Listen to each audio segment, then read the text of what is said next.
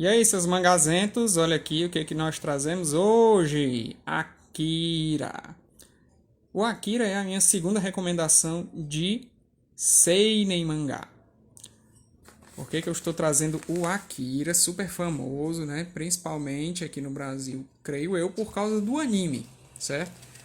Lá no começo ali dos 90, a gente teve acesso, né, ao anime através das locadoras e tal. Atrás de alguns dos exemplares do Akira da Globo, né, que foi a editora original a lançar o Akira por aqui, você via propaganda da fita.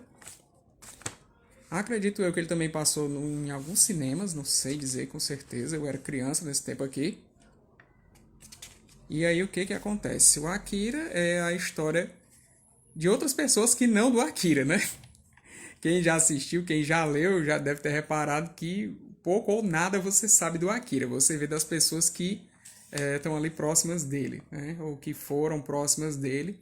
E, na verdade, quem vai ter um protagonismo mesmo no anime, ao menos, é o Kaneda, né? Que é esse cara aqui dessa motoca doideira aqui, vermelhona e tal. Exagera nos cringe, né? Com motoca. Foda-se. O que acontece aqui, galera? Essa história se passa, né, no futuro da época, digamos aqui, ó, 2030, né? A gente já está bem pertinho e o mundo não está parecido com o que o Katsuhiro Otomo visualizou aqui. O Otomo, ele já tinha se tornado conhecido por outra obra chamada Domu, e aí também tratava de pessoas com poderes psíquicos. Quem já assistiu ou quem já leu Akira, principalmente na versão nova aí, saída pela JBC, salvo engano, saiu em 6 volumes em preto e branco, em formato de leitura japonesa, né, de trás para frente. Teve acesso à historinha lá do pessoal com poderes psíquicos e tal. E pôde conhecer, então, uma história diferente daquela que é vista no anime, certo? Pelo que eu li aqui no final dessas edições que foram lançadas pela Globo, o Katsuhiro Otomo ele tinha duas ideias pro Akira, e ele usou uma das ideias no mangá, e a segunda versão dele, a segunda ideia que ele tinha, ele aproveitou para o anime. Então são duas realidades aí de Akira, as duas válidas. Você escolhe aí a da sua preferência. Eu tendo a preferir o mangá. Embora a animação do Akira seja a coisa mais louca do mundo, se você visse aquilo na época em que eu vi, ali na primeira metade dos anos 90, não existia nenhuma outra animação que chegasse perto do Akira. E por isso ele foi essa revolução toda. O Akira chegou ao absurdo de ter uma cena no espaço aonde não tinha som.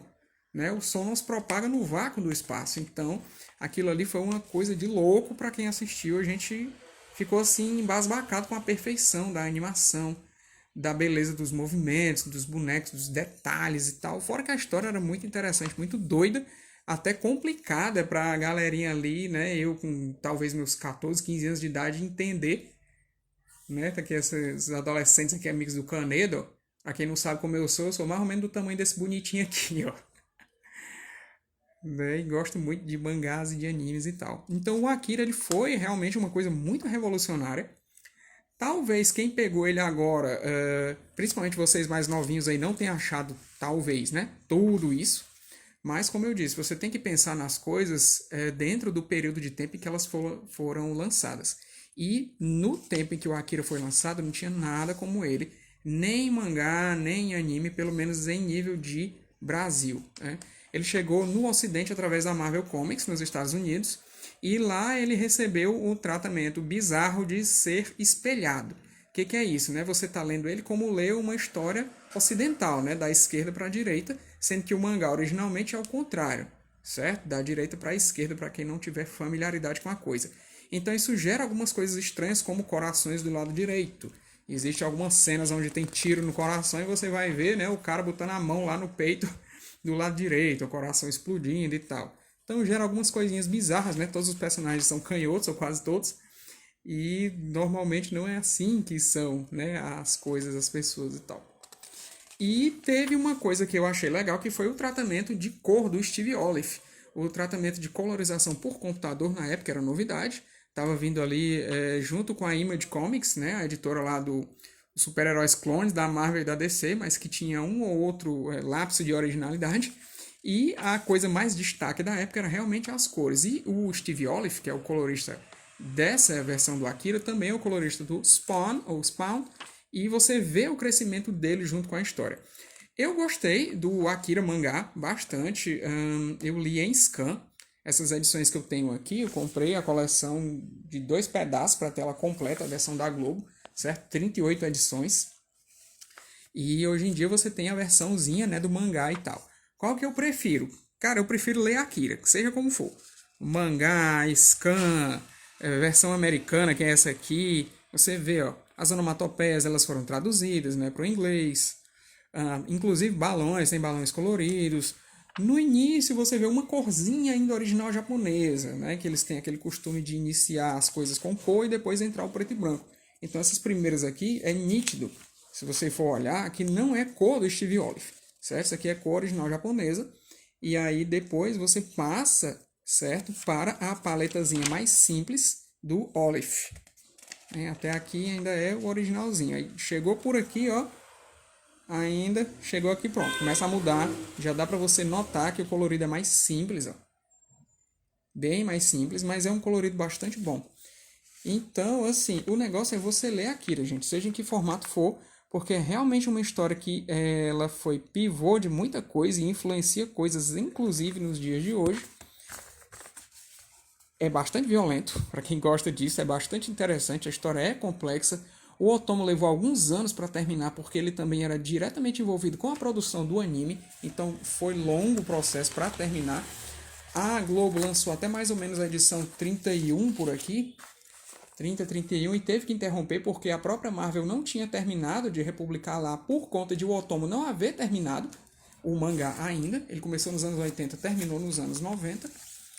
E assim, não tinha como eles terminarem, né? Então teve que ser interrompido e anos depois a Globo volta a publicar os 7 ou 8 últimos números lá das 38 edições para concluir o Akira no Brasil, né?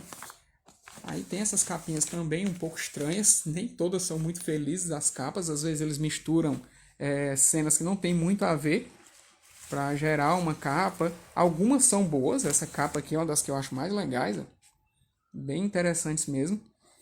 E assim, tem que conhecer a Akira, gente, seja como for, é legal que você leia ou que você pelo menos assista, mas como eu falei, a versão anime ela é bem diferente, certo? Do que o mangá se torna. Aqui a última capa, né? Do número 38. Aqui já é no tempo do real, né? R$7 aqui o preço de capa. Ela tem 64 páginas, mais ou menos. E quando ela começou a ser lançada pela Globo, ainda estava no tempo do Cruzeiro. Aqui no cantinho a gente vê Cruzeiro e tal. 450 cruzeiros, né? Acho que foi 1991, por ali. Tem algumas entrevistas no final aqui, onde você tem falas do Otomo e tem umas matérias. Nas outras edições, né, sempre que começa tem umas páginas explicativas lembrando a trama até então, né? Eles contam como foi o processo de colorização e tudo, como foi verter para o inglês. Então tem alguns extrazinhos no final, né? Vocês não estão vendo aqui porque eu só abri a número 1, mas depois eles aparecem e é muito legal da gente ver. Deixa eu dar uma olhadinha aqui nessa número 2, ver se tem alguma coisa de extra. As folhinhas pretas no fim. Aqui já tem um pequenino extra, né? Entrevista aqui, ou um perfil do Katsuhiro Otomo. E acho que no começo dessa aqui também já deve ter uma lembrançazinha, né? À medida que avança a história, as páginas de lembrança que contam a história, elas vão se ampliando. Aqui você tem uma página, né? E já entra no quadrinho. As outras não, é um negócio longo. São páginas e páginas explicando o que tinha acontecido, porque realmente a gente poderia se perder.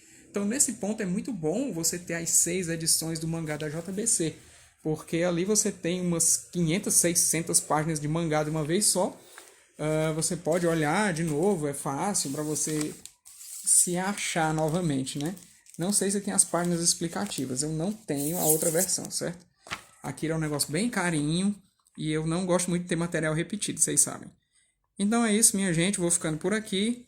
Queria mostrar para vocês essa outra recomendação de seinen, um dos melhores seinen que tem, mas o Lobo Solitário ainda é melhor. Valeu, até o próximo.